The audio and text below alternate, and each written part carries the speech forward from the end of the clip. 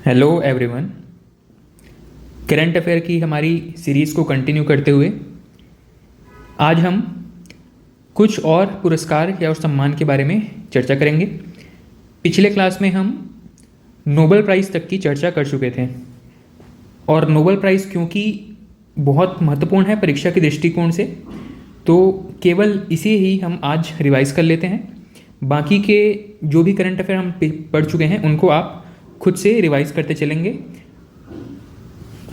देखिए, Nobel prize जो है किसके नाम पर दिया जाता है? किसके नाम पर दिया जाता है? अल्फ्रेड नोबेल के नाम पे। स्वीडन के वैज्ञानिक रहे हैं अल्फ्रेड नोबेल, और इन्होंने अपनी ज़िंदगी में जो भी संपत्ति कमाया है उसी संपत्ति में से ही नोबेल प्राइज़ दिया जाता है। ठीक है, सबसे पहली बार नोबेल प्राइज़ कब दिया गया था? 1901 में। ठीक है, नोबेल प्राइज़ की शुरुआत कब से हुई है? 1901 से। कौन कौन से फील्ड में नोबेल प्राइज़ दिया जाता है? तो टोटल 6 क्षेत्र हैं, 6 फील्ड हैं जहाँ पर नोबेल प्राइज़ दिया जाता है, जिसमें से चिकित्सा हो गया, फिजिक्स, केमिस्ट्री, पीस या शांति, और लिटरेचर या साहित्य। इन 5 के अलावा छठवां जो है वो अर्थशास्त्र सबसे लास्ट में जोड़ा गया है 1969 में। इन छः फील्ड में चाहे किसी एक व्यक्ति को या एक से अधिक व्यक्तियों को या मतलब समूह को ये प्राइज़ दिया जाता है। ठीक है, अल्फ्रेड नोबेल के बारे में देखें तो इन्होंने डायनामाइट की खोज की थी, और इसके लिए ये जो है 1867 में इन्होंने डायनामाइट की खोज की थी। इनकी मृत्यु हुई है 1896 में, और 1896 में इनकी मृत्यु के बाद में इन्होंने जो अपनी वसीयत लिखी थी उसी के अनुसार 1901 से, ठीक है, इनकी मृत्यु के लगभग 5 साल के बाद में नोबेल प्राइज़ की शुरुआत की गई थी। ठीक, नोबेल प्राइज़ भारत में किनको किनको प्राप्त हुआ है? तो सबसे पहला नोबेल प्राइज़ मिला है रविंद्रनाथ टैगोर जी को 1913 में। ठीक है, इनकी जो लिटरेचर थी गीतांजलि उसके लिए, ठीक है, साहित्य के क्षेत्र को नोबेल मिला था रविंद्रनाथ टैगोर जी को। उसके बाद में सीवी रमन, इनको फिजिक्स का नोबेल मिला है। हरगोविंद खुराना चिकित्सा के लिए, मदर टेरेसा शांति के लिए, सुब्रमण्यम चंद्रशेखर, ठीक है, भौतिकी के लिए, अमर्त्य सेन कॉमर्स के क्षेत्र में अर्थशास्त्र के लिए, वेंकट राधाकृष्णन रसायन के लिए, कैलाश सत्यार्थी शांति के लिए, अभिजीत बनर्जी अर्थशास्त्र के लिए। इतने भारतीय व्यक्ति हैं जो कि नोबेल प्राइज़ विजेता रह चुके हैं। गांधी जी को भी पीस प्राइज़ मिलना था, लेकिन उन्होंने उसे एक्सेप्ट नहीं किया है, उनका नॉमिनेशन था। ठीक है, उसके बाद में इस वर्ष का नोबेल प्राइज़ मतलब 2023 के लिए किसको किसको नोबेल प्राइज़ मिला है, इसका मतलब सभी 6 क्षेत्रों में अलग अलग व्यक्तियों के नामों की हम चर्चा करेंगे। खास करके परीक्षा में कौन से प्रश्न पूछे जाते हैं? शांति और लिटरेचर वाले जो नोबेल प्राइज़ हैं वो बहुत ज़्यादा पूछे गए हैं, रिपीट होते हैं। ठीक है, तो इस चीज़ को ध्यान रखिएगा। शांति का नोबेल और आपका जो लिटरेचर वाला नोबेल है, इसमें इन 6 में से इन दोनों को ज़्यादा पूछे जाने की संभावना रहती है। इसके अलावा अगर कोई भारतीय व्यक्ति है जो कि नोबेल प्राइज़ विजेता रहे हैं, जैसे कि यहाँ पर अभिजीत बनर्जी, ठीक है, अभिजीत बनर्जी, इनको जब नोबेल प्राइज़ मिला था तो ये क्योंकि भारतीय व्यक्ति को नोबेल मिला है, इसीलिए कोई दूसरा फील्ड का होते हुए भी, मतलब अर्थशास्त्र से संबंधित होते हुए भी इनको ये प्रश्न पूछा गया है। ठीक है, तो एग्ज़ाम में वेटेज किस तरीके से बढ़ता है किसी टॉपिक का, ये आपको समझ में आ गया होगा। नेक्स्ट हम देखते हैं शांति का नोबेल किसको मिला है। शांति के क्षेत्र में नोबेल मिला है नरगिस मोहम्मदी, ये ईरान की महिला हैं। ठीक है, नरगिस मोहम्मदी, इनको शांति के क्षेत्र या नोबेल पीस प्राइज़ प्राप्त हुआ है। नेक्स्ट, इनको किस चीज़ के लिए ये प्राइज़ दिया गया है? तो ईरान की महिला है। ईरान में महिलाओं के साथ उत्पीड़न और उनके साथ जो मानवाधिकारों का उल्लंघन होता है, इस चीज़ के खिलाफ उन्होंने आवाज़ उठाया है, आवाज़ और लड़ाई लड़ रही हैं। इसके लिए इनको शांति का नोबेल दिया गया है। ठीक है, नेक्स्ट है चिकित्सा के क्षेत्र में नोबेल। यहाँ पर 2 लोगों को कंबाइंड रूप से नोबेल प्राइज़ दिया गया है। एक हैं कैटालिन कारिका और दूसरे हैं डू बीजमैन। कैटालिन कारिका और डू बीजमैन, इन दोनों को संयुक्त रूप से चिकित्सा का नोबेल दिया गया है। देखिए ये जो नाम है थोड़े से टंग ट्विस्टर हो सकते हैं, मतलब आपको आसानी से भले याद ना हो, लेकिन इतना याद रहना चाहिए कि आप एग्ज़ाम में इनका नाम देख करके और इनका फील्ड रिलेट कर पाएँ कि हाँ इस व्यक्ति को इस क्षेत्र में नोबेल मिला है। ठीक है, अचानक से आपको कोई पूछे कि चिकित्सा का नोबेल किनको किनको दिया गया है, भले आपको याद ना आए लेकिन लिखा हुआ अगर कहीं पर है तो वो चीज़ आपको याद में आ जाए, इतना रिवीजन चाहिए कम से कम प्री के लिए। ठीक है, तो चिकित्सा के क्षेत्र का नोबेल कैटालिन कारिका और डू बीजमैन, इन दोनों को मिला है। ठीक है, किस चीज़ के लिए? कोविड-19 के दौरान इन्होंने जो वैक्सीन बनाया गया था उसी में ही एक और नए टाइप का वैक्सीन है, इसको कहा जाता है mRNA vaccine, messenger RNA vaccine. इसके डेवलपमेंट के लिए इनको चिकित्सा का नोबेल दिया गया है। नेक्स्ट है साहित्य के क्षेत्र में, साहित्य का नोबेल मिला है जॉन फासे को, जॉन फासे। ठीक है, साहित्य का नोबेल जॉन फासे, ये सिंगल व्यक्ति को मिला है इसीलिए ये ज़्यादा महत्वपूर्ण है। साहित्य का नोबेल जॉन फासे नॉर्वे से संबंधित हैं, नॉर्वे के रहने वाले हैं। ठीक है, साहित्य का नोबेल जॉन फासे नॉर्वे, किस चीज़ के लिए? तो लिटरेचर के लिए मिला है। लिटरेचर में भी किसको? इनका जो वर्क है अभिनव, नाटक और गद्य, इन सभी के लिए इनको साहित्य का नोबेल दिया गया है। ठीक है, नेक्स्ट है अर्थशास्त्र के क्षेत्र में, अर्थशास्त्र का नोबेल यहाँ पर एक व्यक्ति को मिला है इसीलिए ये भी महत्वपूर्ण हो जाता है। किसको दिया गया है? क्लॉडिया गोल्डिन, क्लॉडिया गोल्डिन को अर्थशास्त्र का नोबेल दिया गया है। श्रम बाजार में महिलाओं का किस तरीके से कंट्रीब्यूशन है, क्या क्या चैलेंजेस फेस करने पड़ते हैं, इस चीज़ पर इनका जो रिसर्च है इसके लिए इनको अर्थशास्त्र का नोबेल दिया गया है। नेक्स्ट है केमिस्ट्री के लिए, केमिस्ट्री का नोबेल 3 लोगों को कंबाइंड रूप से मिला है। एक है माउंगी बावेंडी, सेकंड है लुइस ब्रूस और तीसरे हैं एलेक्सी एकिमोव।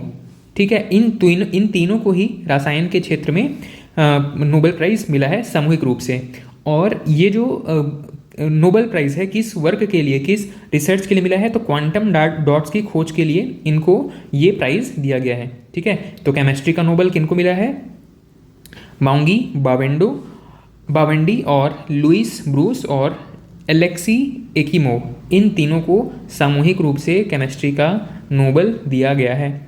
नेक्स्ट है भौतिकी का नोबेल, फिजिक्स के क्षेत्र में फिजिक्स का नोबेल दिया गया है 3 लोगों को। ठीक है, फिजिक्स का नोबेल 3 लोगों को, केमिस्ट्री का नोबेल 3 लोगों को। इसके अलावा आपका जो मेडिकल के क्षेत्र में है 2 व्यक्तियों को। ठीक, तो इन तीनों में ही मल्टीपल लोगों को प्राइज़ दिया गया है। इसके अलावा जो बच गए हैं शांति का नोबेल हो गया, साहित्य का नोबेल हो गया और अर्थशास्त्र का नोबेल हो गया। ये तीनों ही नोबेल प्राइज़ एक एक व्यक्तियों को दिया गया है। ठीक है, तो फिजिक्स केमिस्ट्री में 3-3 लोगों को, इकोनॉमी में 2 लोगों को, इसके अलावा अर्थशास्त्र हो गया, आपका साहित्य हो गया और शांति का नोबेल हो गया। ये तीनों प्राइज़ जो है वो सिंगल व्यक्तियों को प्राप्त हुए हैं। फिजिक्स का नोबेल किनको किनको प्राप्त हुआ है? पियरे ऑगस्टिनी, फेरेंस क्राउसन, एनी हुलियर, इन तीनों को ही सामूहिक रूप से आपका ये नोबेल दिया गया है। ठीक है, अच्छा ये चीज़ ये नोबेल जो है वो किस फील्ड के, मतलब किस खोज के लिए दिया गया है? तो लाइट की छोटी पल्स, ठीक है, प्रकाश की छोटी छोटी पल्स बनाने का जो तरीका खोजा गया है, इसके लिए इनको ये प्राइज़ दिया गया है। ठीक, अच्छा इसका यूज़ क्या है? इसका यूज़ क्या किया जाएगा? इसका यूज़ किया जाएगा जो ऐसी एक्टिविटीज़ जो बहुत फास्ट तरीके से संपन्न हो जाती हैं उनको नापने के लिए ये लाइट पल्स का यूज़ किया जा सकता है। इस तरीके का इन्होंने कुछ डिस्कवरी किया हुआ है। ठीक है, तो फिजिक्स का नोबेल इन तीनों व्यक्तियों को मिला है। किनको? पीरे ऑगस्टिनी, फेरेंस क्राउसन और एनी हुलियर। ठीक है, किस चीज़ के लिए? लाइट की पल्स ड्रॉ करने के लिए, लाइट की पल्स बनाने के लिए, जो कि किसी बहुत फास्ट होने वाली मूवमेंट को आपका मेजर कर सकता है। ठीक है, तो इन 6 जो प्राइजेज हैं इनको हम बार बार रिवीजन करते चलेंगे ताकि हमको कम से कम एक बेसिक इतना आइडिया हो जाए कि हम ऑब्जेक्टिव क्वेश्चन आने पर हम मार्क कर सकें। ठीक है, उसको सही कर सकें। नेक्स्ट जो प्राइजेज हैं, चाहे नेशनल प्राइज़ हो चाहे इंटरनेशनल प्राइज़ हो, सभी को हम इसमें देखते चलेंगे। एक प्राइज़ है ये है आपका मार्कोनी प्राइज़। मार्कोनी प्राइज़, पुराने जो करंट अफेयर पढ़ते थे हम पिछले वर्षों में, वहाँ पर मार्कोनी प्राइज़ के बारे में ज़्यादा कभी जिक्र होता नहीं था। इस साल ये न्यूज़ में है। असल में जो मार्कोनी प्राइज़ है ये मिला है एक भारतीय प्रोफेसर हैं, ठीक है, पूरे तक भारतीय नहीं कहना चाहिए, भारतीय मूल के एक प्रोफेसर हैं, हरि बालकृष्णन। हरि बालकृष्णन को ये प्राइज़ दिया गया है। ये प्राइज़ कौन देता है? तो यूएस बेस्ड एक सोसाइटी है, इसका नाम है मार्कोनी सोसाइटी। ये जो मार्कोनी है ये खुद नोबेल प्राइज़ विजेता रहे हैं, इन्हीं के नाम पर एक सोसाइटी बनी हुई है। और ये सोसाइटी किस चीज़ से संबंधित है? ये कंप्यूटर और आईटी से संबंधित एक सोसाइटी है, ठीक है। इन्होंने एक प्राइज़ दिया है हरि बालकृष्णन को, भारतीय मूल के व्यक्ति हैं, ठीक है। किस चीज़ के बारे में है ये prize? Computer and IT communication के बारे में है, ठीक। नेक्स्ट, अंतर्राष्ट्रीय सांख्यिकी पुरस्कार। अंतर्राष्ट्रीय सांख्यिकी पुरस्कार 2023 ये किसको मिला है? ये दिया गया है कल्याणपुडी राधाकृष्ण राव। कल्याणपुडी राधाकृष्ण राव, या इनको CR राव भी कहेंगे हम, ठीक है। CR राव को अंतर्राष्ट्रीय सांख्यिकी पुरस्कार प्राप्त हुआ है। ये जो है वो न्यूयॉर्क के हैं, ठीक है, और जैसा इनके नाम से समझ में आ रहा है भारतीय मूल के हैं। इस प्राइज़ को सांख्यिकी का नोबेल भी कहा जाता है, ठीक। अब आपको ये पूछ सकता है कि इनमें से किस प्राइज़ को सांख्यिकी का नोबेल कहा जाता है, ठीक है। इनमें से किस प्राइज़ को सांख्यिकी का नोबेल कहा जाता है, और इसी तरीके से इससे मिलते जुलते हुए 2-3 नाम आपको दे देगा, ठीक। तो इनका नाम याद रखना है। सांख्यिकी का नोबेल कहे जाने वाला जो प्राइज़ है, अंतर्राष्ट्रीय सांख्यिकी पुरस्कार किसको मिला है? CR राव को मिला है, न्यूयॉर्क के नागरिक हैं, भारतीय मूल के हैं, ठीक है। Next, governor of the year. Governor of the year किस क्षेत्र में? बैंकिंग के क्षेत्र में गवर्नर। गवर्नर तो दूसरे फील्ड के भी हो सकते हैं, जैसे कि राज्यों के गवर्नर हैं, लेकिन यहाँ पे पूछा जो गया है वो है बैंकिंग के क्षेत्र में गवर्नर के बारे में। तो गवर्नर ऑफ द ईयर का प्राइज़ किसको मिला है? भारत के RBI जो गवर्नर हैं शक्तिकांत दास। शक्तिकांत दास को governor of the year award 2023 प्राप्त हुआ है। ये किसके द्वारा दिया जाता है? International economic research journal central banking के द्वारा। ये नाम आपको याद रखने की आवश्यकता नहीं है, सीधा सीधा एग्जाम में ये पूछेगा इनमें से किस व्यक्ति को गवर्नर ऑफ द ईयर 2023 का प्राइज़ दिया गया है, ठीक है। ये एक इंटरनेशनल ऑर्गेनाइजेशन है जिसके द्वारा भारत के RBI गवर्नर शक्तिकांत दास जी को ये प्राइज़ दिया गया है। इसके अलावा ये प्रश्न पूछा जा सकता है कि वर्तमान में शक्तिकांत दास के अलावा ऐसे कौन से दूसरे RBI गवर्नर हैं जिनको ये प्राइज़ दिया जा चुका है? तो ये प्राइज़ 2015 में रघुराम राजन जी को भी प्राप्त हो चुका है, ठीक है। नेक्स्ट हम देखते हैं एक और प्राइज़। इस प्राइज़ का नाम भी इस प्राइज़ का नाम क्या है? इसका नाम है फेलिक्स होफवेट। फेलिक्स होफवेट। ये जो प्राइज़ है इसको शांति का पुरस्कार कहा जाता है। शांति का पुरस्कार किसका? यूनेस्को का। यूनेस्को का एक प्राइज़ है, इसको शांति का पुरस्कार कहा जाता है। ये जो प्राइज़ है फेलिक्स होफवेट, ये मिला है इस साल के लिए एंजेला मार्केल को। एंजेला मार्केल जो जर्मनी की पूर्व चांसलर रह चुकी हैं, जर्मनी की एक्स प्राइम मिनिस्टर कह सकते हैं इनको, वहाँ पे चांसलर शब्द प्रचलित है। जर्मनी की चांसलर रह चुकी हैं एंजेला मार्केल को ये प्राइज़ दिया गया है, ठीक है। और ये प्राइज़ क्यों दिया गया है? तो 2015 में शरणार्थियों की सहायता के लिए, ठीक है, इनके आसपास के कंट्रीज़ में जो कह सकते हैं कि आंतरिक विद्रोह जैसा छिड़ा हुआ था, जिसकी वजह से बहुत सारे लोग जो हैं वो आसपास के देशों से प्रवास करके इन जर्मनी में आए हुए थे, ठीक है। उनको हेल्प करने की वजह से इन्हें ये प्राइज़ दिया गया है। नेक्स्ट है बैलन डी'ओर अवार्ड। फीफा पढ़ते हुए हम बैलन डी'ओर के बारे में पढ़ चुके हैं। ये फुटबॉल के क्षेत्र में दिया जाने वाला प्राइज़ है और इसमें जो बेस्ट प्लेयर हैं उनको बैलन डी'ओर प्राइज़ किसके द्वारा दिया जाता है? तो एक समाचार पत्रिका है फ्रांस फुटबॉल, इसके द्वारा ये प्राइज़ दिया जाता है। फीफा में जो बेस्ट प्लेयर हैं और बेस्ट प्लेयर मेल और बेस्ट प्लेयर फीमेल को ये प्राइज़ दिया जाता है। तो इस साल का जो प्राइज़ है वो किसको दिया गया है? लियोनेल मेसी को और रेताना बोनमती, ये जो लियोनेल मेसी हैं इनको मेल कैटेगरी में और रेताना बोनमती इनको फीमेल कैटेगरी में ये प्राइज़ दिए गए हैं। ठीक है, बैलन डी और प्राइज़ किससे संबंधित है? फुटबॉल से संबंधित है। इसके अलावा बस एक चीज़ और याद रख सकते हैं कि ये प्राइज़ कब शुरू किया गया है। वैसे ये बहुत डिटेल हो जाएगा क्योंकि ऐसे बहुत सारे प्राइज़ हैं जिनके बारे में आपको आगे पढ़ना है, और कब शुरू हुआ इसको पढ़ने चलेंगे तो कन्फ्यूज़न बढ़ते चलेगा। जब पहले राउंड में आप कोई चीज़ पढ़ रहे हैं तो इतनी बेसिक चीज़ों को पढ़ के चलिए जो कि मतलब जहाँ से प्रश्न पूछे जाने की संभावना सबसे ज़्यादा है। तो ये जो 2-3 बिंदु हैं कि बैलन डी और प्राइज़ किससे संबंधित है? फुटबॉल से संबंधित है। ठीक, किसके द्वारा दिया जाता है? फ्रांस फुटबॉल के द्वारा दिया जाता है। फ्रांस फुटबॉल क्या है? एक समाचार पत्रिका है।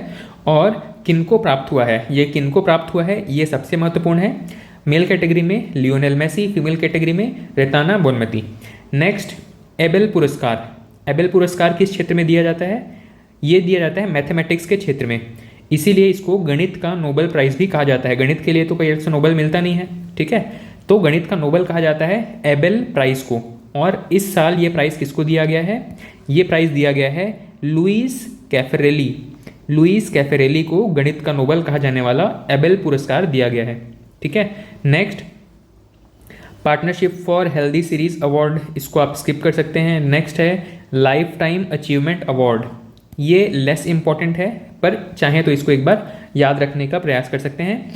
लाइफ टाइम अचीवमेंट अवार्ड ये दिया गया है डॉक्टर मनमोहन सिंह जी को। अपने लाइफ में इकोनॉमिक्स के क्षेत्र में जो भी कंट्रीब्यूशन दिया है इन्होंने, उसी के लिए लाइफ टाइम अचीवमेंट अवार्ड दिया गया है। ठीक है, ये किसके द्वारा दिया गया है? India UK achievers honour, India UK achievers honour नाम की संस्था के द्वारा दिया गया है। और इस प्राइज़ को लेने के लिए ये ब्रिटेन में नहीं पहुंच पाए थे, इसीलिए इनकी तरफ से स्टूडेंट्स के एक ग्रुप में ब्रिटेन में ये प्राइज़ प्राप्त किया था। ठीक है, इसके बाद में इनको दिल्ली में ये प्राइज़ दिया जाएगा। डॉक्टर मनमोहन सिंह जी को लाइफ टाइम अचीवमेंट अवार्ड 2023 प्राप्त हुआ है। नेक्स्ट, यूनेस्को शांति पुरस्कार 2023, अभी हमने पढ़ा था एंजेला मार्केल जी को ये प्राइज़ मिला है। यूनेस्को शांति पुरस्कार 2023 एंजेला मार्केल को। नेक्स्ट है point of light award 2023, point of light award 2023, ये किसको मिला है? ये है राजेंद्र सिंह। राजेंद्र सिंह जी को पॉइंट ऑफ लाइट अवार्ड 2023 मिला है। लेकिन ऐसे बहुत सारे प्राइज़ हैं जो कि महत्वपूर्ण नहीं है, आप चाहें तो इसको स्किप कर सकते हैं। ये ब्रिटिश पीएम के द्वारा दिया गया है। आप चाहें तो इस मैगजीन में बस इसको एक बार सरसरी निगाह से देखेंगे, लेकिन इसमें जो भी चीज़ें हाईलाइट हो रही हैं, ठीक है, मैं जो चीज़ें हाईलाइट कर रहा हूँ वो सबसे पहली प्राथमिकता से आपको याद रखनी है। नेक्स्ट है order of Australia, order of Australia सम्मान। ये जो कुछ प्राइजेस होते हैं अलग अलग देश में, जैसे कि भारत में भारत रत्न सबसे बड़ा नागरिक सम्मान है, उसी तरीके से अलग अलग देशों में अपने देश के सिविलियन अवार्ड्स होते हैं। वैसे ही एक सिविलियन अवार्ड है ऑस्ट्रेलिया का, ऑर्डर ऑफ ऑस्ट्रेलिया सम्मान 2023। ये जो प्राइज़ है दिया गया है रतन टाटा जी को। ठीक है, ऑस्ट्रेलिया का सबसे बड़ा नागरिक सम्मान है, रतन टाटा जी को ये प्राइज़ दिया गया है। नेक्स्ट है पिनेकल अवार्ड 2023, पिनेकल अवार्ड इसको भी आप स्किप कर सकते हैं। नेक्स्ट है स्पिनोज़ा पुरस्कार 2023, स्पिनोज़ा पुरस्कार 2023, इसको भी आप चाहें तो स्किप कर सकते हैं, पर यहाँ पे जो चीज़ें लिखी हुई हैं आप अपने एंड से अपनी तरफ से एक बार चाहें तो रीड कर सकते हैं। मैं पिछले एग्जाम्स के ट्रेंड के हिसाब से चीज़ें यहाँ पे डिस्कस कर रहा हूँ। नेक्स्ट है नेशनल अवार्ड्स के बारे में, और नेशनल अवार्ड्स में सबसे महत्वपूर्ण जो अवार्ड्स होते हैं आपके पद्म अवार्ड्स हैं। ठीक है, पद्म अवार्ड्स और उसके अलावा भारत रत्न। पद्म अवार्ड्स में भी आपको पता है एक हायरार्की है, यहाँ पे 3 अवार्ड्स की एक कैटेगरी है। पद्म अवार्ड्स में सबसे नीचे कैटेगरी में आता है पद्मश्री, उसके बाद में आता है उसके ऊपर में पद्म भूषण, और सब उसके भी ऊपर में आता है पद्म विभूषण। और पद्म विभूषण के ऊपर में भी अगर किसी को कोई प्राइज़ दिया जाना है तो वो प्राइज़ है भारत रत्न। ठीक है, तो अगर नीचे से ऊपर की ओर हम चलें, ठीक है, लो से हाई की ओर, तो पद्मश्री, पद्म भूषण, पद्म विभूषण और भारत रत्न, ये जो हैं भारत के सिविलियन अवार्ड्स हैं, भारत के नागरिकों को दिए जाने वाले अवार्ड्स हैं। ठीक है, आम नागरिकों को दिए जाने वाले प्राइजेज हैं। अब किसको किसको कौन से प्राइज़ मिले हैं, जनरली ये चीज़ यहाँ पे पूछे जाते हैं। इसमें भी जब आप इसको किसी भी बुक से या किसी भी मैगजीन से पढ़ रहे हों तो इसमें भी प्रश्न पूछे जाने की एक कैटेगरी है। सबसे पहले तो आपको पूछता है कि इस व्यक्ति को कौन सा प्राइज़ मिला है, ठीक है, पद्म भूषण, पद्म विभूषण या भारत रत्न, ठीक। दूसरा चीज़ ये भी पूछ लेता है कि इस साल भारत रत्न या पद्म भूषण या पद्म विभूषण या पद्मश्री टोटल कितने लोगों को दिया गया है, ऐसे भी प्रश्न पूछे गए हैं। टोटल नंबर ऑफ प्राइजेस के बारे में भी प्रश्न पूछे गए हैं, ठीक है। और किसी खास व्यक्ति को किस क्षेत्र में किस क्षेत्र के लिए प्राइज मिला है, ठीक है। जैसे कि यहाँ पे बताया गया है कि पद्म पुरस्कार किन क्षेत्रों में दिया जाता है, जैसे कि कला हो गया, कला है, समाज सेवा है, विज्ञान, उद्योग, खेलकूद, साहित्य, इन सभी क्षेत्रों में जो बेस्ट काम कर रहे हैं उन लोगों को पद्म अवार्ड दिए जाते हैं। तो कोई व्यक्ति किस क्षेत्र से संबंधित था, ऐसे प्रश्न पूछे गए हैं। तो यही 2-3 कैटेगरी हैं जिसमें से प्रश्न पूछे जाते हैं, ठीक है। तो अब हम इस मैगजीन में क्या क्या इंफॉर्मेशन दी गई है उसको एक्सट्रैक्ट करने की कोशिश करते हैं। सबसे पहली चीज़, पद्म अवार्ड्स कब से शुरू हुए हैं, ठीक है, या इनकी घोषणा कब की गई है। तो इनकी घोषणा जनरली हर साल 26 जनवरी के मौके पर की जाती है और उसके बाद में ये प्राइज़ दिए जाते हैं, ठीक है। तो इसकी शुरुआत हुई है 1954 से, बीच में जब इंदिरा गांधी जी थी कुछ समय के लिए इसको ब्रेक किया गया था, लेकिन फिर से ये शुरू हो चुका था, मतलब आज के समय में भी इसको दिया जा रहा है। तो 1954 से पद्म अवार्ड्स शुरू किए गए थे। इसकी घोषणा कब की जाती है, तो 26 जनवरी के मौके पर इसकी घोषणा की जाती है। अच्छा, अब एक ये भी प्रश्न है कि जब हम कोई भी एग्ज़ाम दे रहे होंगे, अभी हम पढ़ रहे हैं जनवरी 2024 में, जनवरी 2024 में 26 जनवरी भी आ जाएगा कुछ टाइम के बाद में, ठीक है। तो जनवरी 2024 में जो प्राइजेस की घोषणा होगी तो प्रश्न कहाँ से पूछेगा, जनवरी 2023 वाला प्रश्न पूछेगा या जनवरी 2024 वाला प्रश्न पूछेगा। तो भाई अब जब आप देख लो कि जब आप ये करंट अफेयर पढ़ रहे हो उससे कितने दिनों के बाद कोई एग्ज़ाम हो रहे हैं। मान लो कोई एग्ज़ाम हो रहा है फरवरी 2024 में, तो संभावना यही है कि जनवरी 2023 के ही करंट अफेयर को पूछेगा, क्योंकि फरवरी 2023 में होने वाले एग्जाम्स के लिए जो क्वेश्चन पेपर है वो सेट हो चुका होगा आपका।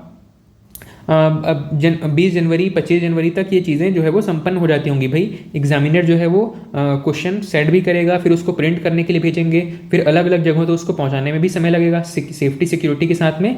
तो लगभग 1 महीने पहले तक का जो करंट अफेयर है वो आपको पढ़ लेना चाहिए। जब भी कोई आप एग्ज़ाम दे रहे हैं उससे 20 दिन पहले तक का करंट अफेयर आपको कंप्लीट करना चाहिए। तो आगामी जो PSC 2023 का जो एग्ज़ाम है, PSC 2023 का एग्ज़ाम जो कि फरवरी 2024 में 11 फरवरी 2024 में होने वाला है, वहाँ पे पद्म अवार्ड्स 2023 ही पूछा जाएगा, ठीक है। तो यहाँ पे 26 जनवरी 2023 को इसकी घोषणा हुई थी। और अब इसमें कौन कौन से कैटेगरी में ये प्राइज़ दिए गए हैं इसको देखते हैं। ये जो प्राइज़ हैं भारत के राष्ट्रपति के द्वारा दिए जाते हैं और इनको सर्वोच्च नागरिक पुरस्कार कहा जाता है, ठीक। कौन कौन से एरिया में, कौन कौन से फील्ड में दिया जाता है, कला हो गया, समाज सेवा हो गया, विज्ञान हो गया, उद्योग, चिकित्सा, साहित्य और खेलकूद इत्यादि क्षेत्र में ये प्राइज़ दिए जाते हैं। 2023 के लिए कितने लोगों को ये प्राइज़ दिए गए हैं अलग अलग कैटेगरी में, तो पद्मश्री दिया गया है टोटल 91 लोगों को, पद्म भूषण दिया गया है 9 लोगों को और पद्म विभूषण दिया गया है 6 लोगों को, ठीक है। इस प्रकार कुल 106 प्राइज़ हो गए जिसमें कि 19 महिलाओं को दिए गए हैं। अब इनमें कौन कौन से व्यक्तियों को प्राइज़ दिया गया है, तो भाई यहाँ पे पद्मश्री तो 91 लोगों को मिला है। अब ये तो याद करना संभव नहीं है, ठीक है। पद्म भूषण 9 लोगों को दिया गया है, इसको भी अगर याद करेंगे तो भी 9 और पद्म विभूषण 6, 9 6 15 लोगों का नाम आपको याद रखना पड़ेगा।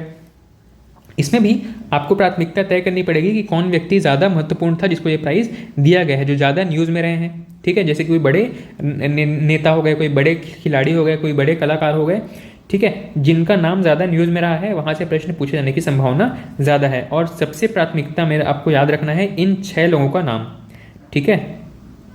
ये जो 6 लोगों का नाम है इनका नाम प्राथमिकता से याद रखना है पद्म विभूषण वाले लोग का। तो सबसे पहले हम देख लेते हैं पद्म विभूषण प्राप्तकर्ता। पद्म विभूषण प्राप्त हुआ है सबसे पहले मुलायम सिंह यादव जी को, राजनीति से संबंधित व्यक्ति रहे हैं मुलायम सिंह यादव।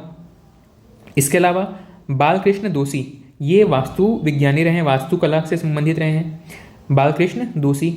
नेक्स्ट है दिलीप महालनोबिस, दिलीप महालनोबिस ये चिकित्सा के क्षेत्र में हैं, ठीक है। एक व्यक्ति का नाम और हम और पढ़ते हैं जब इकोनॉमी में हम पंचवर्षीय योजनाएं पढ़ रहे होते हैं, वहीं पे पीसी महालनोबिस का नाम भी पढ़ते हैं, तो वो वाले अलग हैं, ये दिलीप महालनोबिस अलग हैं, चिकित्सा के क्षेत्र में है। नेक्स्ट है जाकिर हुसैन, कला के क्षेत्र में तबला वादक हैं जाकिर हुसैन। नेक्स्ट है एस.एम. कृष्णा, ये समाज सेवक हैं। और एक हैं श्रीनिवास वर्धन, साइंस और इंजीनियरिंग के क्षेत्र में इनको पद्म विभूषण प्राप्त हुआ है। तो इन 6 लोगों का नाम 4-5 बार रट के याद करके जाना है, ठीक है। पद्म विभूषण किनको किनको मिला है?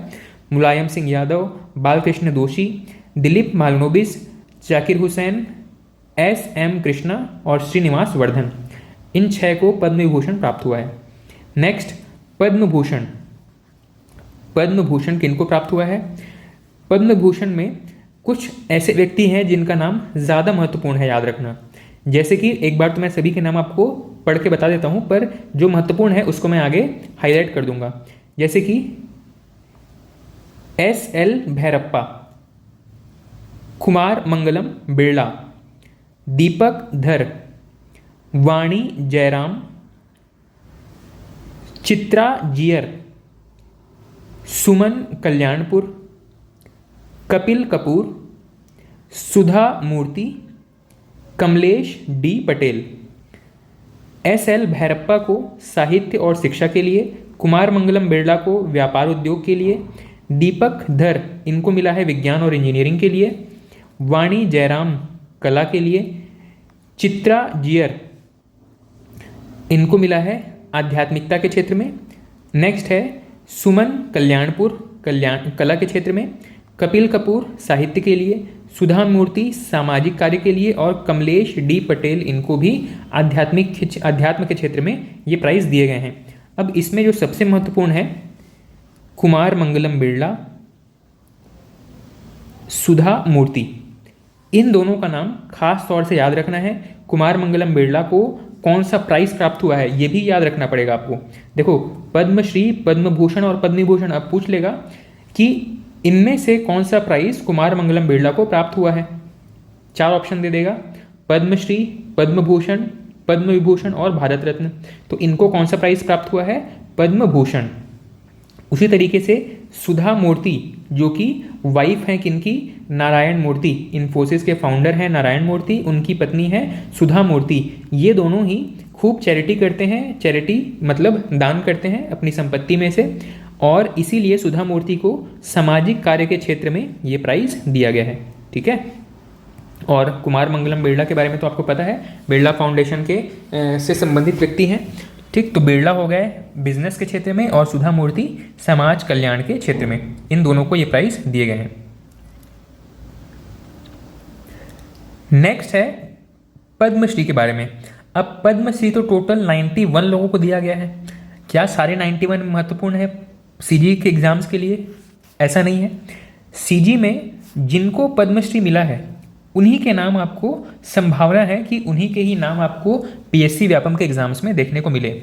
और इस साल मतलब 2023 में छत्तीसगढ़ के 3 लोगों को पद्मश्री प्राइज़ दिए गए हैं। इसमें सबसे पहले हैं उषा बारले, सेकंड है डोमार सिंह कुंवर और तीसरे हैं अजय कुमार मंडावी। इन तीनों को पद्मश्री प्राप्त हुआ है। उषा बारले को पंडवानी के लिए, डोमार सिंह कुंवर को नाचा के लिए और अजय कुमार मंडावी को काष्ठ कला के लिए, लकड़ी पर कलाकृतियाँ उकेरने के लिए इनको ये प्राइज़ दिए गए हैं। अब क्योंकि ये तीनों छत्तीसगढ़ के महत्वपूर्ण व्यक्ति हैं, इसीलिए इनके नाम और कार्य क्षेत्र के साथ साथ इनका निवास स्थान भी आपको जानना जरूरी है। उषा बारले को पंडवानी के क्षेत्र में प्राइज़ मिला है, ये दुर्ग भिलाई से संबंधित हैं। डोमार सिंह कुंवर नाचा कलाकार हैं, बालोद के रहने वाले हैं, और अजय कुमार मंडावी काष्ठ कला के लिए प्राप्त हुआ है, कांकेर के रहने वाले हैं, ठीक है। तो छत्तीसगढ़ से 3 लोगों को पद्मश्री पुरस्कार प्राप्त हुआ है। टोटल 91 लोगों को ये प्राइज़ दिया गया है। नेक्स्ट हम देखते हैं नॉर्मन बोरलॉग पुरस्कार।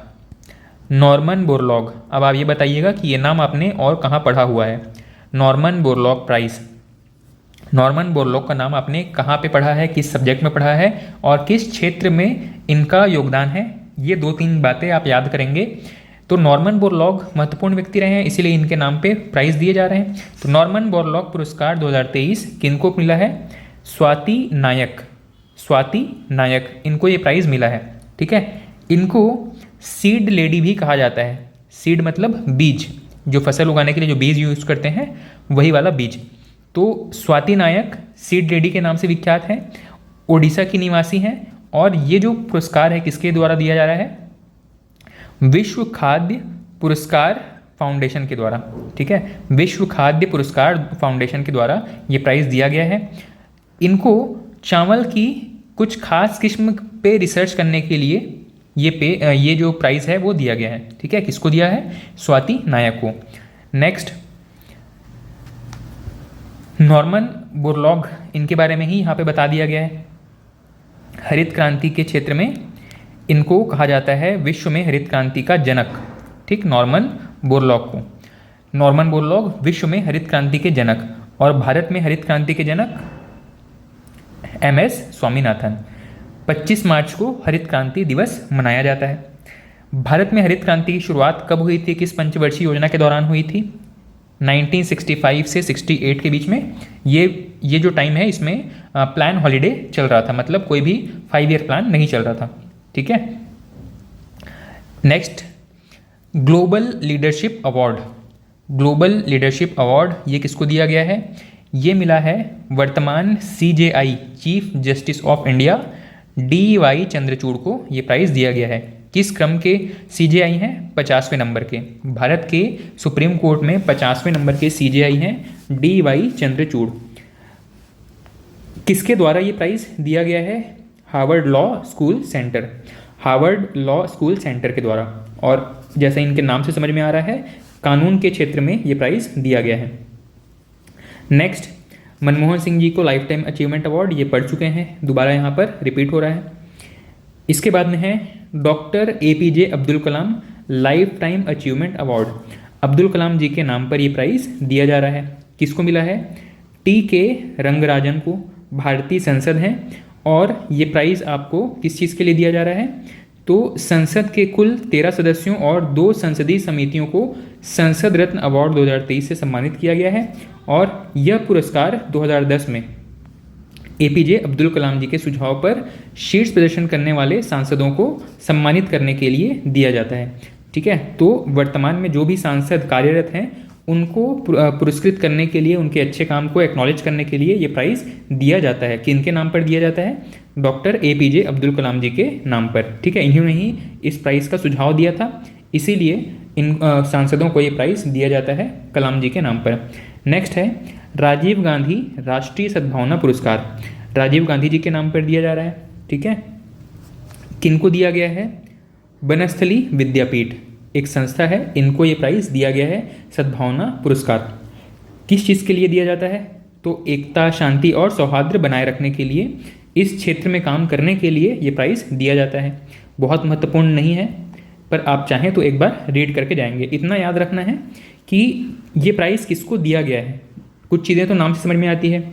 सद्भावना पुरस्कार मतलब पीस मेंटेन करने के लिए, पीस एंड हार्मोनी के क्षेत्र में ये दिया गया है, लेकिन राजीव गांधी जी के नाम पर है, तो जैसे ही कोई सरकार बदलती है तो आपको पता है कि किस तरीके की राजनीति जो है वो परीक्षा के आने वाले प्रश्नों में भी दिखाई देती है। तो संभावना कम है, वहीं पे अगर कांग्रेस की सरकार होती तो संभावना ज़्यादा होती कि इनके नाम से संबंधित कोई प्रश्न पूछा जाए। ठीक है, नेक्स्ट है राष्ट्रमंडल युवा पुरस्कार, राष्ट्रमंडल युवा पुरस्कार 2023। राष्ट्रमंडल क्या है ये चीज़ आप सर्च करेंगे एक बार। राष्ट्रमंडल या कॉमनवेल्थ किनको कहा जाता है ये चीज़ याद रखिएगा। हालांकि यहाँ पर जो प्राइज़ है वो महत्वपूर्ण नहीं है, लेकिन राष्ट्रमंडल क्या है इसको याद रखना ज़रूरी है। ठीक, नेक्स्ट, साहित्य के क्षेत्र में, साहित्य या लिटरेचर के फील्ड में जो महत्वपूर्ण पुरस्कार हैं, जैसे कि मैन बुकर प्राइज़ हो गया, मैन बुकर इंटरनेशनल प्राइज़ हो गया, और रमन मैग्सेसे प्राइज़ हो गया। ये कुछ ऐसे प्राइज़ हैं जो कि एग्ज़ाम में पूछे गए हैं, पूछे जाते रहे हैं। तो सबसे पहली Man Booker International Prize 2023, Man Booker Prize या मैन बुकर इंटरनेशनल पुरस्कार ये दोनों अलग हैं। मैन बुकर इंटरनेशनल पुरस्कार ये किनको दिया गया है? इनका नाम है जॉर्जी गोस्पोडिनो, जॉर्जी गोस्पोडिनो, इनको ये प्राइज़ दिया गया है। इनकी पुस्तक क्या है? Time shelter. टाइम शेल्टर के लिए जॉर्जी गोस्पोडिनो को ये प्राइज़ दिया गया है और ये पुरस्कार है मैन बुकर इंटरनेशनल पुरस्कार। ऐसा ही एक और पुरस्कार है, इसका नाम है मैन बुकर पुरस्कार। वहाँ पर इंटरनेशनल शब्द यूज़ नहीं होता है, तो इंटरनेशनल वाला किसको दिया गया है? जॉर्जी गोस्पोडिनो को। टाइम शेल्टर, इनकी किताब है टाइम शेल्टर, इसके लिए। ठीक, नेक्स्ट है Ramon Magsaysay Award. Ramon Magsaysay Award 2023, ये प्राइज़ दिया गया है दलाई लामा जी को। ठीक है, दलाई लामा जी को ये प्राइज़ दिया गया है। इनको हालांकि काफ़ी पहले ये प्राइज़ दिया जा चुका था, लेकिन इन्होंने 2023 में इसको एक्सेप्ट किया है। ठीक है, किसके नाम पर दिया जाता है? तो फिलीपींस के राष्ट्रपति रहे हैं रेमन मैग्सेसे, इन्हीं के याद में ये प्राइज़ दिया जाता है। ठीक है, और इस प्राइज़ को, जो रेमन मैग्सेसे अवार्ड है, इसको एशिया का नोबेल भी कहा जाता है। एशिया वाले एरिया में, फिलीपींस जो है वो एशिया में आता है, इसीलिए इसको एशिया का नोबेल पुरस्कार भी कहा जाता है। ठीक, Ramon Magsaysay Award Ravish Kumar को भी मिल चुका है, एनडीटीवी के रिपोर्टर रह चुके हैं। ठीक है, अब यहाँ पर ये जो पुरस्कार है, इसके बारे में आपको 2024 में होने वाले एग्ज़ाम में क्या क्या पूछे जाने की संभावना है। रेमन मैग्सेसे अवार्ड 2023 किसको दिया गया है? ठीक है, तो तिब्बती आध्यात्मिक गुरु हैं दलाई लामा, भारत में शरण लेकर के भी हैं। भारत में ही एक एरिया है धर्मशाला नाम से, वहाँ पर इनका निवास है। ठीक है, तो Ramon Magsaysay award Dalai Lama ji को दिया गया है। नेक्स्ट है रेमन मैग्सेसे अवार्ड जो 65वां है, इसके बारे में, इसकी स्थापना कब हुई है? 1957 में इसकी स्थापना हुई थी। और ये जो अवार्ड है रेमन मैग्सेसे अवार्ड, ये भारत में किसको किसको दिया गया है? तो अगस्त 2023 में 4 लोगों को ये प्राइज़ दिया गया है। रवि कन्नन, कोरवी रक्षंद, यूगेनियो लेमस और मिरियम कोरोनल, इन चारों को ही ये प्राइज़ दिया गया है रेमन मैग्सेसे अवार्ड। अब इन दोनों में क्या डिफरेंस है, इसको याद रखेंगे। ये जो Ramon Magsaysay award Dalai Lama ji को दिया गया है, ये काफ़ी पहले ही इनको दिया जा चुका था, लेकिन इन्होंने ये प्राइज़ एक्सेप्ट नहीं किया है। अप्रैल 2023 में फाइनली इन्होंने ये वाला प्राइज़ एक्सेप्ट किया है, और लेटेस्ट जो नॉमिनेशंस थे उनमें 4 लोगों को, जो 4 भारतीय हैं, इनको ये प्राइज़ दिया गया है। ठीक है, मतलब भारत के तो सिर्फ एक व्यक्ति हैं रवि कन्नन, लेकिन इस रेमन मैग्सेसे अवार्ड में 4 लोगों को नॉमिनेट किया गया था, चारों को ये प्राइज़ दिया गया है। रवि कन्नन भारत के हैं, इसके अलावा कोरवी रक्षंद बांग्लादेश के हैं, इसके अलावा यूगेनियो लेमस ये तिमोर लेस्टे के हैं, और मिरियम कोरोनल फेरर ये कहाँ के? ये हैं फिलीपींस के।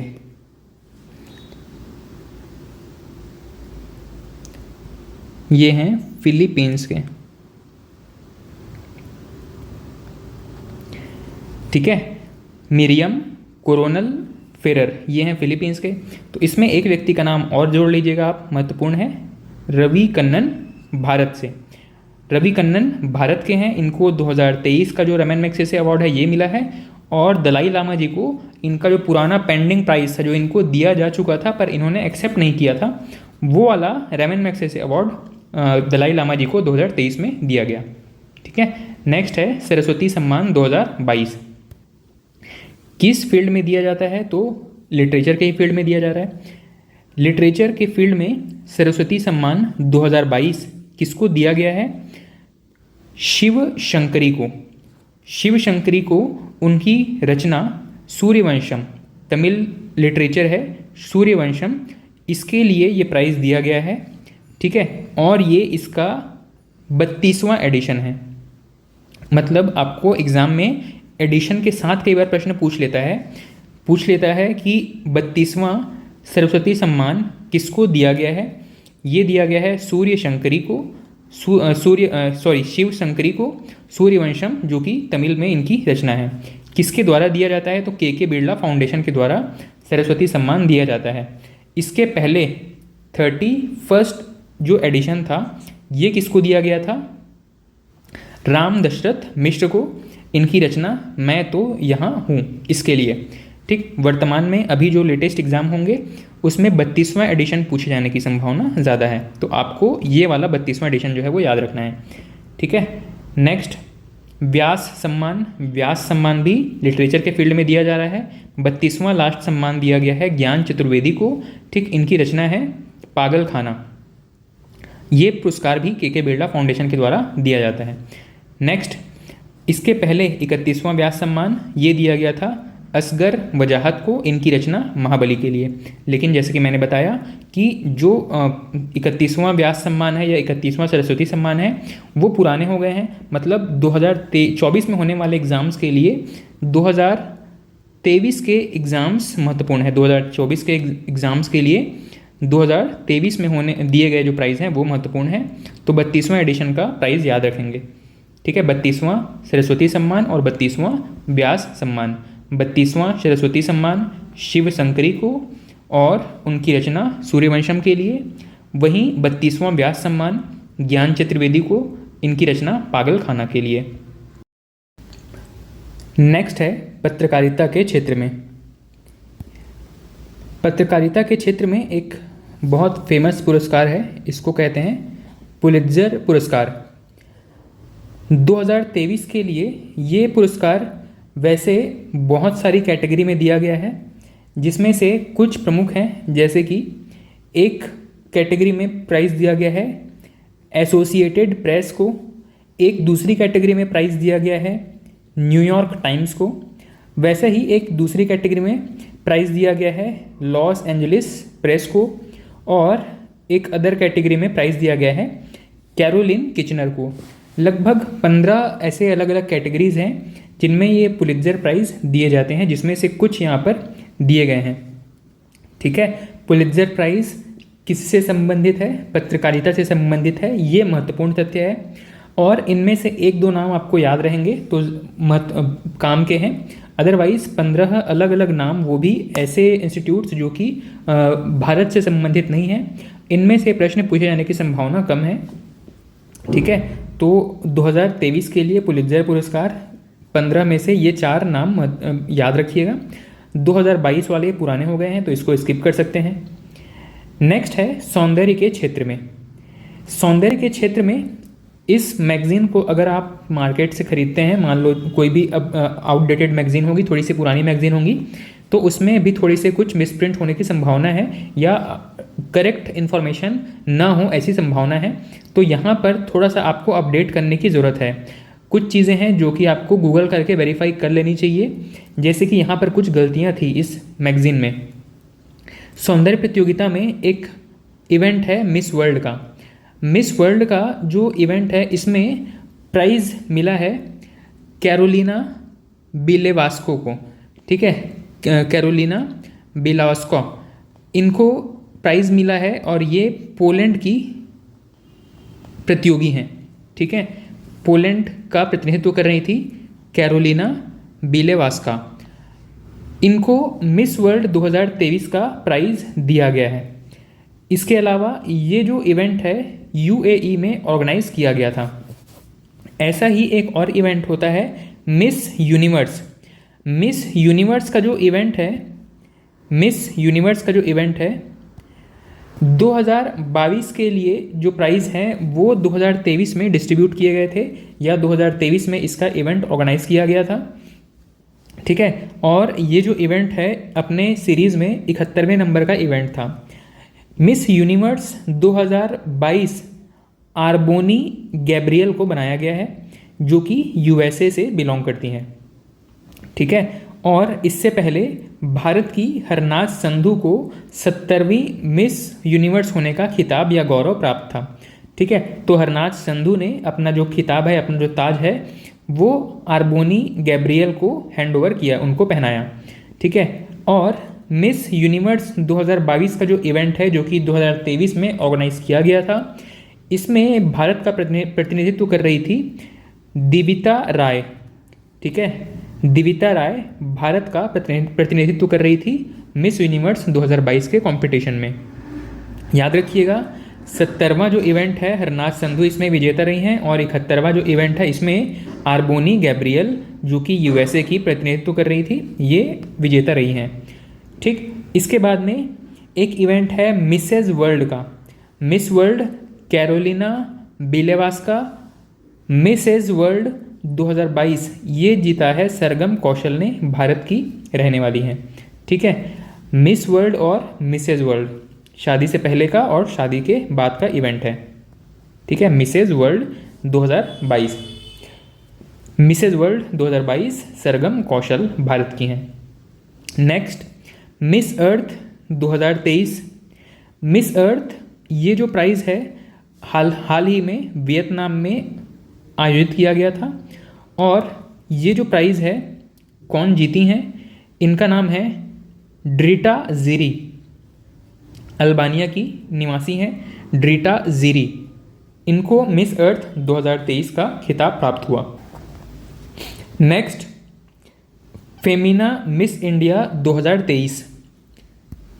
फेमिना मिस इंडिया 2023 इसका जो खिताब है नंदिनी गुप्ता राजस्थान की रहने वाली है, नंदिनी गुप्ता को ये प्राइज़ प्राप्त हुआ है। ठीक है, पुराने जो प्राइज़ हैं वो अब महत्वपूर्ण नहीं है, जो लेटेस्ट है वहीं से प्रश्न बनने की संभावना है। मतलब आपके परीक्षा होने से 1 महीना पहले या 1.5 महीने पहले तक के जितने इवेंट हैं उसको अपडेट कर लेना चाहिए। ठीक है, एकदम रिसेंट के जो इवेंट है उनको नहीं पूछेगा, 20 दिन पहले ही कोई घटना घटी है उसके बारे में शायद ही पूछा जाए, लेकिन 1 महीना या उससे पहले का जो भी करंट अफेयर है उसको अपडेट करते चलेंगे। ठीक है, तो फेमिना मिस इंडिया 2023 नंदिनी गुप्ता राजस्थान की निवासी हैं।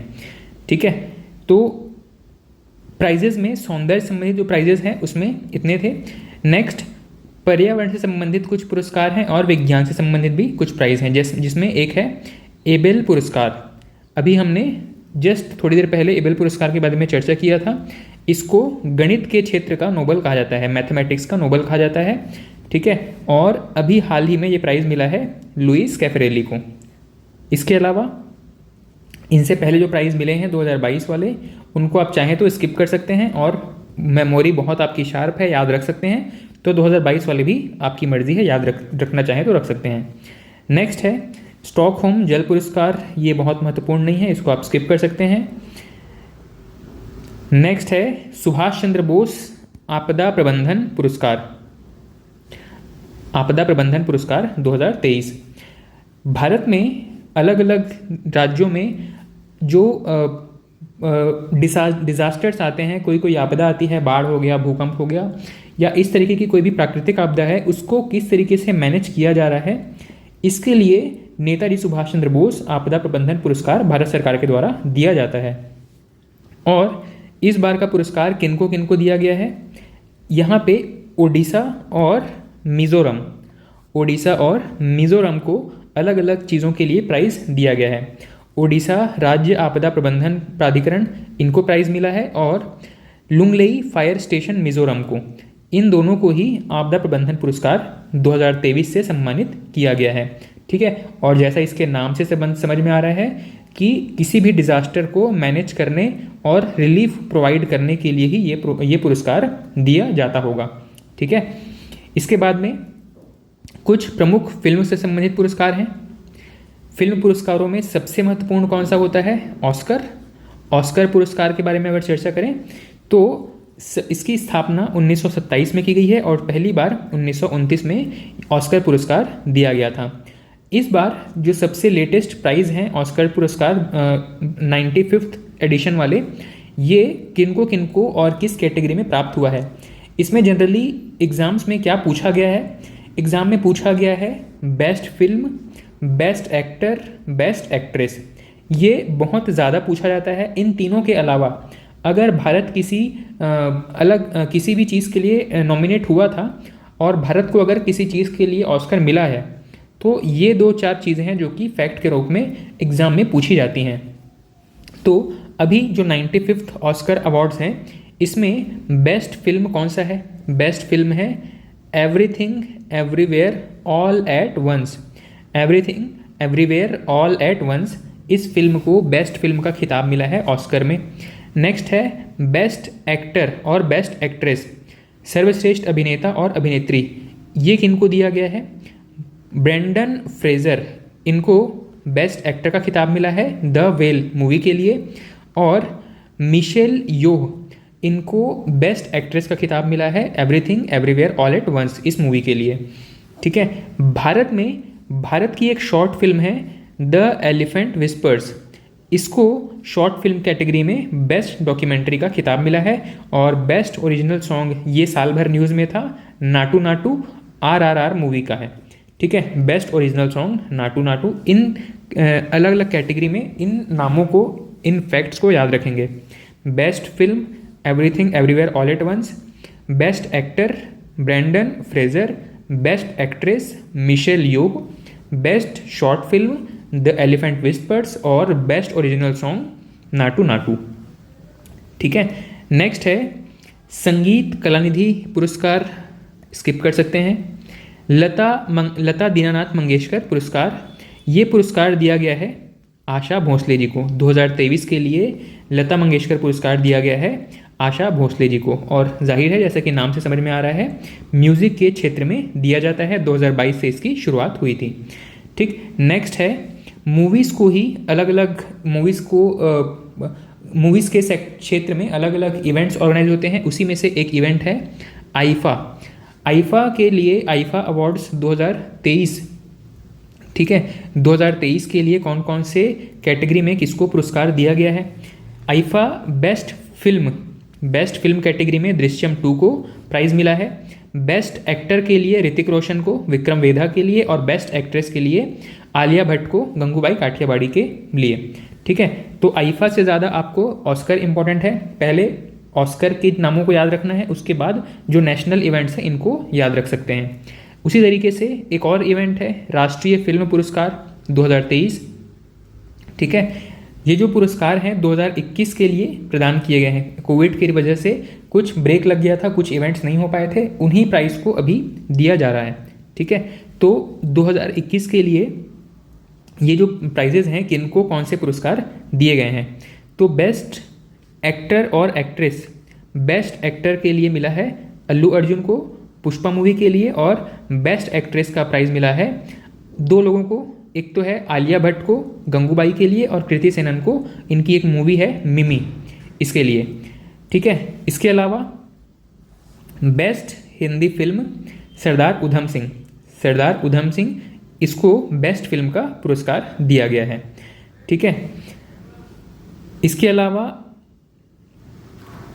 ये कुछ बेस्ट लोकप्रिय फिल्म RRR, इसमें थोड़ा सा डिफरेंस रहेगा, बस इसको याद रखिएगा। बेस्ट हिंदी फिल्म पूछा जाए तो सरदार उधम सिंह, ये हिंदी लैंग्वेज के लिए ही दिया गया है। हिंदी कैटेगरी में हिंदी लैंग्वेज के लिए जितनी फिल्म नॉमिनेट हुई थी उसमें सरदार उधम सिंह को मिला है, और जो सबसे ज़्यादा लोगों को पसंद आया है, ठीक है, चाहे इसका लैंग्वेज डबिंग करके अलग अलग लैंग्वेज में रिलीज़ करके जो सबसे ज़्यादा पॉपुलर मूवी रही है उसके लिए RRR मूवी को ये प्राइज़ दिया है।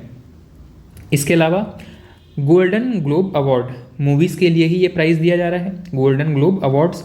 ठीक, ये किसको दिया गया है? इसमें भी बहुत सारी अलग अलग कैटेगरीज़ हैं, और इसमें एक बेस्ट मूवी के लिए आप यहाँ पे देख लो, बेस्ट ड्रामा पिक्चर, इसमें कई प्रकार की कैटेगरी हैं। बेस्ट ड्रामा पिक्चर है, बेस्ट कॉमेडी पिक्चर है। ठीक, इसके अलावा बेस्ट इंग्लिश और नॉन इंग्लिश मूवी है। तो खैर यहाँ पे जो ग्लोबल अवार्ड्स हैं, जितनी ज़्यादा कैटेगरी होंगी उतनी ज़्यादा फैक्ट्स होंगे, और उतने ज़्यादा कह सकते हैं कि उसकी इम्पोर्टेंस कम होती जाएगी। एग्जामिनर भी बहुत सोच समझ के और बहुत इंपॉर्टेंट फैक्ट्स पे ही अपनी नज़र रखते हैं। ठीक है, ऐसे जो फैक्ट्स हैं, जैसे कि अब मान लो गोल्डन ग्लोब अवार्ड से ही प्रश्न पूछ लेता है, इसमें आपको याद करने के लिए बहुत सारा एनर्जी लगाना पड़ेगा, वो कन्फ्यूज़न ज़्यादा हो जाएगा। इनके चक्कर में आप जो ऑस्कर अवार्ड्स हैं उसके फैक्ट्स भूलने लगेंगे। इसीलिए फर्स्ट प्रायोरिटी ऑस्कर अवार्ड हो गया, कोई बहुत नेशनल इंपॉर्टेंट वाला जो इवेंट है मूवीज़ का, वो याद रखेंगे। उसके बाद इन चीज़ों पर अपन मूव कर सकते हैं। ठीक है, तो ये खैर ये पूरे फैक्ट शीट आपके सामने है, आप इसमें से जो चाहें याद रखना चाहें तो रख सकते हैं, अदरवाइज आप फिलहाल इसको स्किप करके और नेक्स्ट इवेंट की तरफ चल सकते हैं। बाफ्टा, ये ब्रिटेन के द्वारा दिया, ब्रिटेन राज्य या यूके के एक कह सकते हैं फिल्म इवेंट है, फिल्म्स को रिकॉग्नाइज करने का जो इवेंट है, यहाँ से प्रश्न पूछे गए हैं, बाफ्टा के बारे में प्रश्न पूछे गए हैं पीएससी व्यापम में भी। ठीक है, तो बाफ्टा अवार्ड्स 2023, इसका पूरा नाम क्या है? ब्रिटिश अकादमी फिल्म पुरस्कार। इस बार 2023 के लिए सर्वश्रेष्ठ फिल्म का पुरस्कार किसको मिला है? All quite on the western front. All quite on the western front, इस मूवी को बेस्ट फिल्म का प्राइज़ दिया गया है। ठीक है, बाफ्टा प्राइज़ के बारे में ये महत्वपूर्ण फैक्ट है, इसको याद रखना है। किसके द्वारा दिया जाता है? यूके या ब्रिटेन का ये प्राइज़ है। ब्रिटेन की जो मूवीज़ देने वाली, मूवीज़ को रिकॉग्नाइज करने वाली अथॉरिटी है, उनके द्वारा ये प्राइज़ दिया जाता है। नेक्स्ट है ग्रैमी अवार्ड। ग्रैमी अवार्ड जो है वो संगीत के क्षेत्र में दिया जाता है। ग्रैमी अवार्ड 2023 संगीत के क्षेत्र में। ठीक है, ये किसको किसको मिला है? इसमें से कुछ नाम जो है वो महत्वपूर्ण है, जैसे कि एक है रिकी केज और एक है बेयोंसे। इन दोनों को याद रखना है, इन दोनों को ही इस बार के ग्रैमी अवार्ड्स में कोई प्राइज़ दिए गए हैं। इसमें भी बहुत सारी कैटेगरी होती हैं।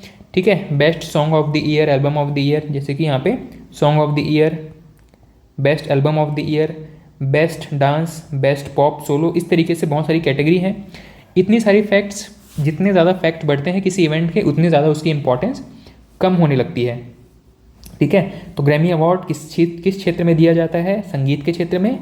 और इस बार बेस्ट सिंगर्स के लिए किनको किनको दिया गया है, ये एक दो नाम हैं, इनको याद रखिएगा। रिकी केस को सर्वश्रेष्ठ ऑडियो एल्बम के लिए दिया गया है, ऑडियो एल्बम के लिए इनको ग्रैमी अवार्ड दिया गया है। ठीक है, और मशहूर अमेरिकी सिंगर इनको बेयोंसे, इनको अपने सिंगिंग के लिए ये प्राइज़ दिया गया है। ठीक है, सिंगिंग के लिए बेयोंसे को और एल्बम के लिए रिकी केस को ये प्राइज़ दिए गए हैं। नेक्स्ट है दादा साहेब फाल्के। ये है कुछ 5 स्टार वाले क्वेश्चन। ठीक है, दादा साहेब फाल्के के बारे में एग्ज़ाम में प्रश्न पूछे ही गए हैं। दादा साहेब फाल्के से संबंधित आपको जब भी किसी व्यक्ति को ये प्राइज़ मिला है, उसके बाद अगर कोई एग्ज़ाम हुआ है, मान के चलिए फिल्म पुरस्कारों से संबंधित कोई पुरस्कार पूछा गया है, तो फाल्के, दादा साहेब फाल्के और आपका कह सकते हैं कि एक दो महत्वपूर्ण इवेंट जो हमने पढ़े हैं वहाँ से प्रश्न पूछे गए हैं। ठीक है, जैसे कि ये पूछा गया है, ग्रैमी अवार्ड्स के बारे में पूछा जा चुका है और साथ ही ऑस्कर अवार्ड के बारे में पूछा जा चुका है। ठीक, तो ऑस्कर हो गया, ग्रैमी अवार्ड हो गया, इसके अलावा दादा साहेब फाल्के अवार्ड हो गया। ये हैं आपके लिए एग्ज़ाम में बिल्कुल क्रीमी क्वेश्चंस, जहाँ से प्रश्न पूछने की संभावना सबसे ज़्यादा रहती है। दादा साहेब फाल्के जो फिल्म पुरस्कार थे, इनमें अलग अलग कैटेगरी में किसको प्राइज़ मिले हैं? तो the Kashmir files best movie के लिए, RRR को फिल्म ऑफ द ईयर के लिए प्राइज़ मिला है, रणबीर कपूर को ब्रह्मास्त्र के लिए, आलिया भट्ट को गंगूबाई काठियावाड़ी के लिए। ठीक है, इसके अलावा बेस्ट डायरेक्टर के लिए R बाल्की। अच्छा, ये उतने तो महत्वपूर्ण नहीं है, आपको ये 2-3 नाम याद रखने हैं। आलिया भट्ट को कई सारे इवेंट्स में प्राइज़ मिला है गंगूबाई काठियावाड़ी के लिए। ठीक है, इसके अलावा रणबीर कपूर को दादा साहेब फाल्के प्राइज़ मिला है ब्रह्मास्त्र मूवी के लिए। सर्वश्रेष्ठ फिल्म द कश्मीर फाइल्स और film of the year RRR।